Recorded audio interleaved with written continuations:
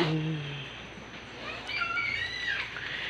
No guys, mo din ni amo ang Dorothy nga inahin na baboy na ika 111 days na niya.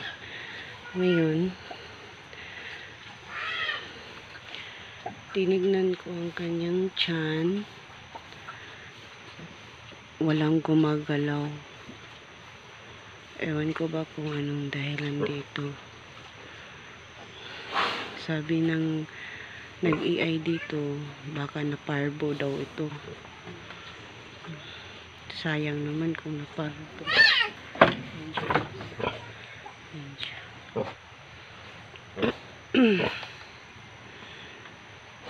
Ito guys.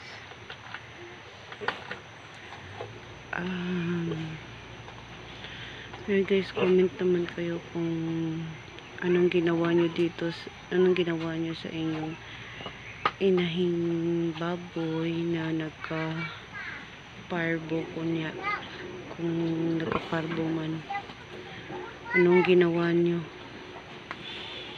kasi ito wala pa itong vaccine na na parvo, hindi namin nabaksinan ito. Yung dede niya lumalaylay, tapos parang nawala yung gatas niya. Yung 90 days niya, yung ika 90 days, malaki naman na kayang tiyan, pero ngayon lumiit.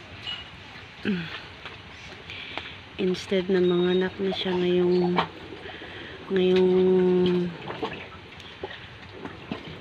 October 18, ito lumiit ang kanyang tiyan at wala na nagagalawang biik.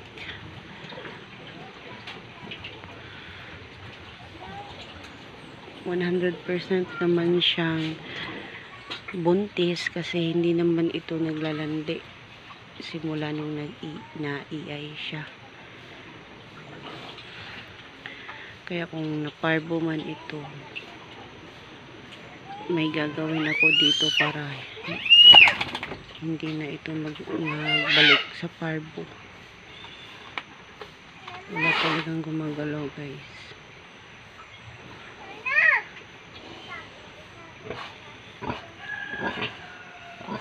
Ito siya, hindi siyang pakali, pasag-pasag pa.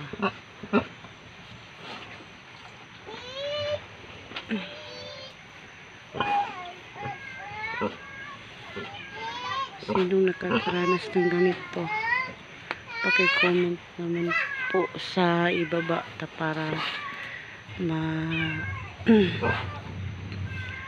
basa ko rin po kung anong ginawa ninyo sa inyong inahing baboy nga na nagka-parvo din. Sana may buhay pa ito, kasi sayang yung 3 buwan na kala namin na ano na siya.